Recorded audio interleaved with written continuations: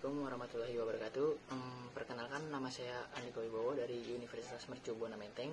Di sini saya akan mempresentasikan modul 15 dengan subjudul Komunikasi dan Masalah Sosial. Nah, sebelum lanjut ke topik pembahasan, izinkan saya memperkenalkan dosen pengampu saya dulu, Dr. Rosmawati Hildriah Panjaitan, dan salah satu teman saya adalah Angelica Jesslyn. Nah, sebelum lanjut, izinkan saya pantun terlebih dahulu. Duduk di meja sambil makan, pemandangannya hutan ilalang. Beribu terima kasih kami haturkan teruntuk saudara-saudari yang telah datang. Oke, lanjut ke topik pembahasannya. Komunikasi dan masalah sosial. Identitas seseorang terbentuk lewat berbagai interaksi sosial dan bisa dilihat dari 4 sisi yang utama. Yang pertama itu pribadinya. Cara kita memahami diri sendiri, termasuk bagaimana kita merasa dan berpikir tentang siapa ya kita sebenarnya. Yang kedua itu pemberlakuan. Nah, pemberlakuan ini identitas yang kita tunjukkan kepada orang lain lewat sikap, gaya bicara, dan penampilan kita. Nah, yang ketiga ini ada relasional. Nah, relasional ini adalah identitas yang terbentuk dari hubungan kita dengan orang lain seperti peran kita, terus sebagai teman atau pasangan gitu. Nah, yang keempat itu ada komunal. Komunal ini identitas yang dipengaruhi oleh budaya dan lingkungan sosial tempat tinggal kita sendiri. Nah, jadi keempat hal ini saling terhubung dan membentuk sikap kita, baik di mata sendiri maupun di mata orang lain. Oke, next. Menurut Abdullah pada 2018, ada beberapa dari masyarakat yang bikin budaya kita dan cara hidup orang-orang itu berubah. Yang pertama itu adalah masalah kependudukan. Nah, masalah kependudukan ini jumlah penduduk yang terus berubah dan perpindahan orang ke tempat baru bikin masyarakat harus menyesuaikan diri. Misalnya, kalau penduduk makin banyak, kita tuh perlu bangun lebih banyak rumah, jalan, sekolah, dan fasilitas kesehatan, dan masih banyak lagi. Nah, yang kedua itu penemuan baru.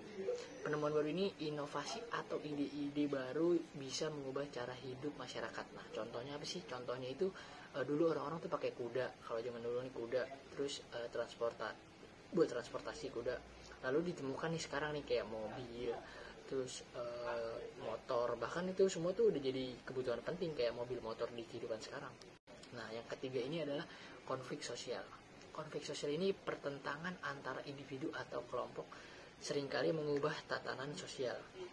Misalnya apa sih? Misalnya itu kayak konflik antar etnis bisa mempengaruhi sistem sosial di suatu daerah. Nah, perbedaan cara pikir antara generasi tua dan muda juga bisa memicu perubahan. Yang keempat itu ada keinginan untuk berubah. Manusia pada dasarnya itu punya keinginan, rasa ingin tahu dan keinginan untuk berkembang. Tentunya karena itu mereka terus mencari cara untuk hidup lebih baik yang akhirnya membawa perubahan dalam masyarakat. Nah, jadi perubahan sosial dan budaya itu enggak terjadi begitu saja, tapi dipengaruhi banyak hal yang berkembang di dalam masyarakat itu sendiri. Yang kelima itu keinginan untuk berprestasi. Nah, orang ini selalu ingin berkembang dan mencapai sesuatu yang akhirnya mendorong perubahan. Yang keenam, motivasi untuk berubah. Nah, motivasi untuk berubah ini dengan motivasi seseorang itu bisa menciptakan hal yang baru. Misalnya nih, kita mengolah sampah jadi barang yang bernilai gitu kan.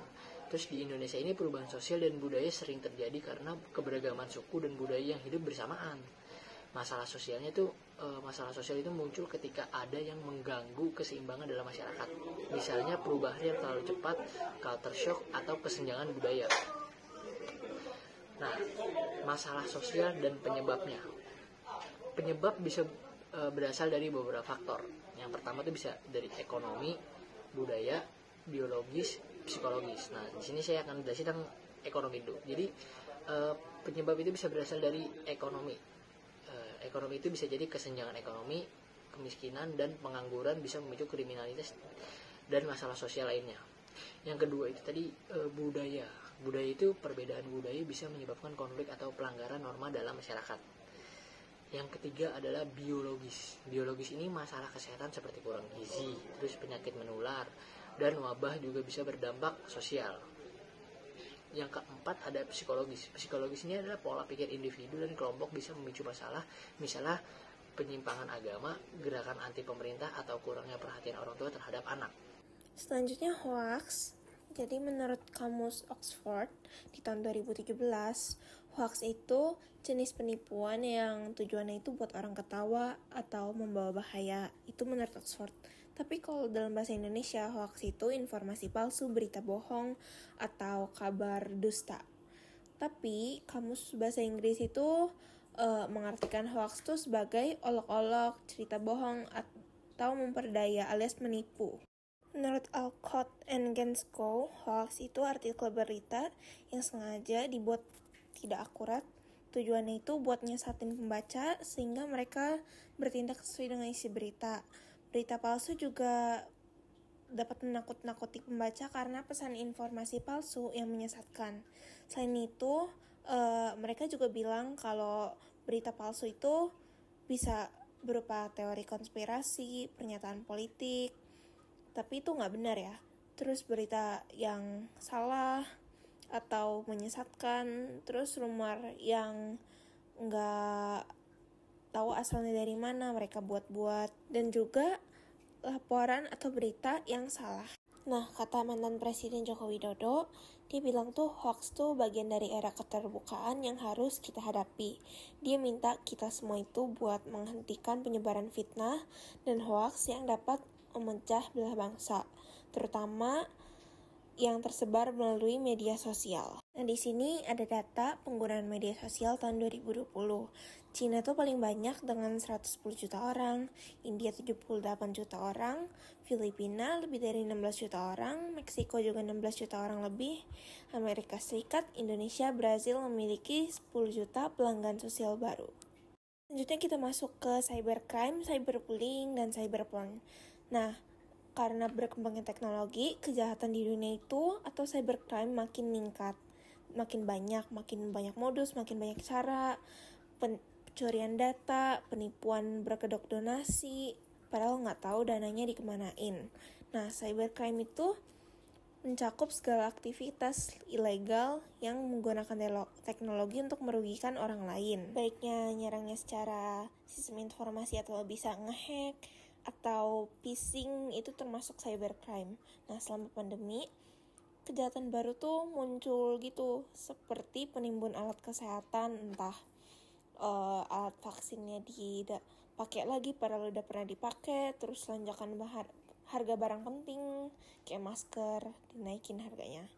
Selanjutnya ada cyberbullying. Nah, ini tuh tindakan ketika seseorang terlihat salah di mata orang lain. Terus mereka tuh mengalami tindakan kekerasan digital kayak dikata-katain, di body shaming, segala macam. Namanya itu perundungan dunia maya. Nah, bentuk perundungan atau pelecehan itu dilakukan menggunakan teknologi digital, kayak misalnya komen yang jelek-jelek di postingan orang, atau ngomongin orang di media sosial, bikin konten jelek tentang orang lain, itu termasuk cyberbullying. Nah, di situasi kayak gini, sosial media itu jadi sarana untuk melakukan tindakan negatif. Ada cyberporn, juga merupakan kejahatan teknologi informatika yang terjadi di Indonesia. Karena pornografi di internet tidak dapat dihindari. Lagi karena arus informasi dan komunikasi semakin canggih semakin sekarang ini. Hal ini disebabkan oleh fakta bahwa seks online sangat menguntungkan dalam bisnis, terutama dalam hal layanan e-commerce. Pornografi online dapat dengan mudah diakses oleh semua orang, bahkan oleh anak-anak di bawah umur, tanpa batasan usia, kelamin, tingkat pendidikan, atau stratifikasi sosial. Jika hal ini dibiarkan dan tidak dicegah, psikologi rakyat Indonesia akan sangat merusak, terutama bagi generasi berikutnya. Sekian presentasi dari kami. Sebelum menutup presentasi, aku ingin berpantun dulu. Burung merpati terbang ke hutan, hinggap sebentar di dahan jati. Terima kasih atas perhatian. Sampai jumpa di lain hari. Teruntuk Bunda dan teman-teman kelasku, terima kasih sudah mendengarkan presentasi kami.